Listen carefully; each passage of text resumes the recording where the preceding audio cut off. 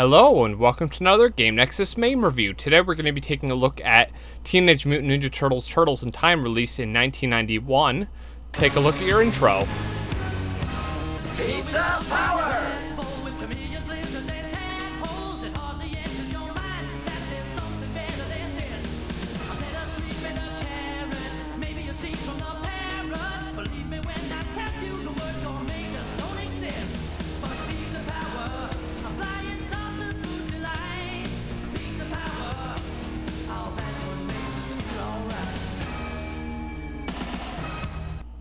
Okay, and since I'm playing the two-player version of the ROM, you get to select what character you want, instead of the character being assigned to what controller you're using.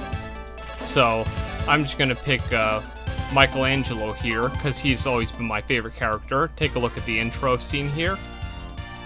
This is April O'Neil reporting.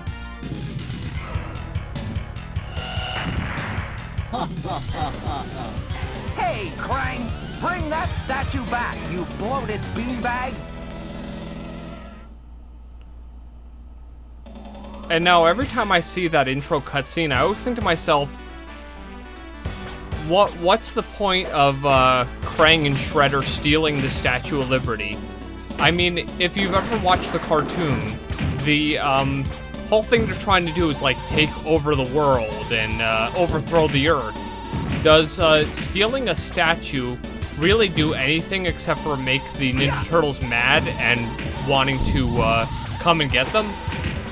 Now, more on that intro theme song. The song that plays in the attract mode is known as Pizza Power, which is from the Teenage Mutant Ninja Turtles Coming Out of Their Shells tour. And, of course, here are their lyrics from the actual intro there. It was, growing up in a glass bowl with lizards, chameleons, and tadpoles, it hardly crosses your mind that there's something better than this. A lettuce leaf or a carrot, maybe the seed from a parrot. Believe me when it gets you, the word gourmet just don't exist. For pizza power, a flying saucer food delight. Pizza power, that power makes us feel alright. I always had, like, misheard some of those lyrics when I was young. And there's the part where Krang's giant robot body, because it had just stolen the Statue of Liberty, because it would have to be large enough to steal the Statue of Liberty. So, like in that one episode where they all go inside of it and they have to defeat him, it must have gotten larger. Now, some random trivia facts here. Just like the previous game, it has references which don't come from the TV show, which of course it's mainly based since it was crazy popular in the early 90s. Of course, the enemies at Skull and Crossbones, Razar and Toka, are the two mutants that Shredder creates to destroy the Turtles in the second movie, and Super Shredder form at Technodrome, the final shell shock, comes from that same movie when Shredder is mutated by the mutagen himself. Of course, the lame part about that movie is the way that Super Shredder dies in that movie is that he gets crushed under a pier, but he's supposed to be some sort of mutated super ultra Shredder. But, you know, like, some wood falling on him was enough to defeat him, I guess? But, I guess whatever works. And the game is not based on the third movie, which was known as Teenage Mutant Ninja Turtles 3. And actually, in, sometimes people will call it Teenage Mutant Ninja Turtles 3, Turtles in Time, but that's kind of like a thing that the fans mainly did. But in the third movie, the only place they actually time travel to is 1700s Japan. And in the game, they don't even go to Japan, which, honestly, I thought would have been a cool thing if they actually had, like, traveled to feudal Japan in the game. And, of course, just like any game, the USA version has our good old winners don't do drugs screen. And if you didn't know, this game was released 2 years after the 1989 arcade original. and it was released on Super Nintendo as Teenage Mutant Ninja Turtles 4: Turtles in Time, because first there was the original Ninja Turtles arcade game, then there was Teenage Mutant Ninja Turtles 2, the arcade game, which was a port of the first arcade game, but the NES game, of course, was just a, let's make a Ninja Turtles NES game, not related to any arcade game. Then, Teenage Mutant Ninja Turtles 2, the arcade game, got its own sequel, Teenage Mutant Ninja Turtles 3, the Manhattan Project. And then finally, this game was ported to Super Nintendo, as I had said, as Teenage Mutant Ninja Turtles 4, Turtles in Time, to go along with that series. And to my knowledge, that would be the last numbered Ninja Turtles game, because they didn't attach a number to Teenage Mutant Ninja Turtles Tournament Fighters. Now, the way that this was released is, on July 24th of 1992, it was released on Super Famicom in Japan. August of 1992 got your American Super Nintendo release. And then, November 19th of 1992 is when it was released in Europe. I'm going to mangle you green slime balls. And unless there was another Metalhead episode that maybe I didn't see, I don't remember Metalhead ever calling them slime balls. In fact, in the first Metalhead episode in the Ninja Turtles, he had, he was actually pretty dumb, if I recall correctly. And another different thing here is he was actually larger than the Ninja Turtles. He wasn't like the same size like he is here. Now another addition was it was included as a bonus game in Teenage Mutant Ninja Turtles 3: Mutant Nightmare on the Nintendo GameCube. It was basically unlocked when you did the first few missions in the game. This cave is creepy. And now about that version of the game. It basically was an emulated version of the 4-player ROM, but differences include the lack of a score counter, an entirely new soundtrack, which is likely due to rights issues with the original soundtrack, altered voices, and of course a slightly choppy frame rate, because I'm guessing it's just bad emulation. Much like the version it was based on, the characters are assigned by controller, which means Donatello and Raphael are not playable in the PlayStation 2 version, since this game also... The Mutant Nightmare also came out on PlayStation 2 around the same time, without a multi-tap, because you could have 4 controllers on the PS2 with a multi-tap, but if you didn't have one, you couldn't even play as Donatello and Raphael.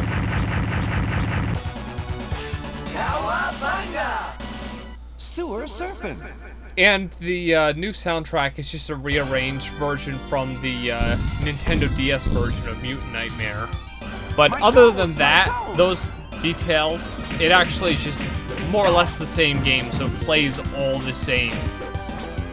And now what's cool is, on the Super Nintendo version, there's actually extra levels, like the Technodrome level that was never seen here. I think it's like level 4 or 5.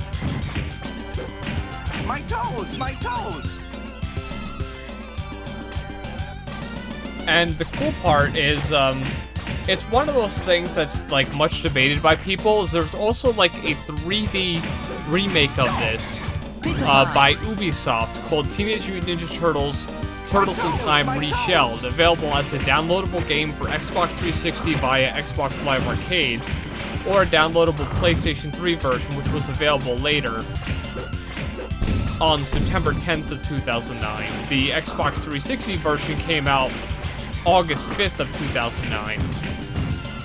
I may very well play that in a later video, just because I had honestly never played that version except for playing a quick demo at one point. But it goes without saying, just like the original Ninja Turtles game, this is an excellent game.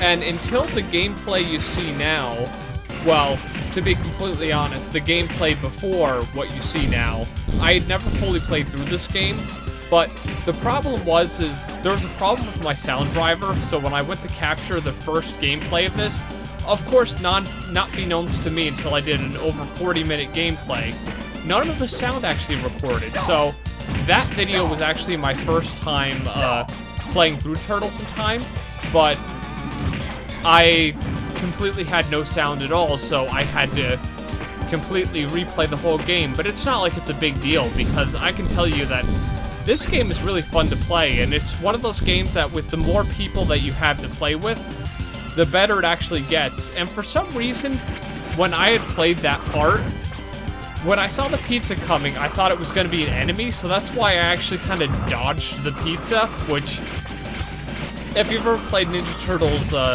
video games, you'll know that pizza is usually a power-up, but yeah, I, for some reason, thought the pizza was going to be another enemy, so that's why I ended up jumping. But there's always seems to be a sewer level in any Ninja Turtles game, and this time it's just the whole surfing dynamic, which was seen in earlier games. My patience is wearing thin. I'm banishing you to a time warp from which you will never return. Prehistoric Turtlesaurus. And honestly, I never knew that Shredder had patience for the Ninja Turtles. I don't know, does he mean his patience is wearing thin because he's tired of waiting for them so he can fight them, or is he just mad they're destroying all his foot soldiers? And one thing I want to make comment on, if the foot soldiers are robots like they were in the cartoon, I can understand them exploding, but some of the enemies, like the rock soldiers, they're big rock men. They shouldn't explode. And then there were some other enemies that I thought were weird that exploded, but I guess it's just one of those things. It's just the thing that happens. Like, here are our rock soldiers, and they explode just like the foot soldiers. But, I guess that's just what they decided to do. And I can honestly say I'm not sure why it gets dark here. I guess it's because you're in a cave. So it is kind of like one of those cool effects. And now the hardware for this game was actually just referred to as TMNT2 hardware. Pizza! Just like, the hardware that runs Kadash is just called the Bones Adventure hardware, because that was the arcade version of Bonk's Adventure. And that was like the first game released on the hardware. So pretty much when they don't have like a Model 1, Naomi, System 256 name like that, they just name it after the first game released on the hardware, even if games afterwards get released.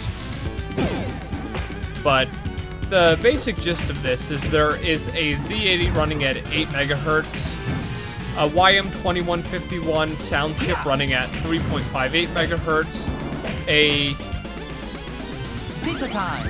K053260 at 3.58 megahertz, and of course it does raster graphics, horizontal orientation at 288 by 224 resolution at a 60 hertz frame rate.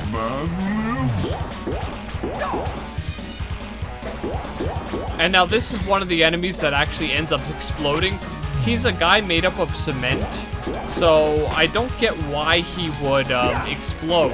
Did Shredder put like a kamikaze vest or something on him? Like a dead man switch, so if he died, he would blow up, so like Splinter couldn't steal the technology that made Cement Man. But who really knows? And as the history.dat here says, the Turtles in Time once more sees the four heroes fighting Shredder and his army.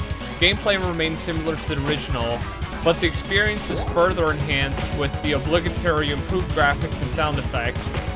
Turtles in Time also features a larger variety of levels, as now the battle between good and evil rages. across time as the turtles travel to prehistoric, pirate, Wild West times in the pursuit of the elusive. It's saying the elusive Splinter, but I think somebody actually misprinted. It should have said the elusive Shredder because, unlike some of the other Ninja Turtles games, Splinter wasn't kidnapped. But that's been another Game Nexus arcade Mame review, and I'll either see you in part 2 or in my next video. And in part 2, of course, we will take a look at the rest of the game. So, later.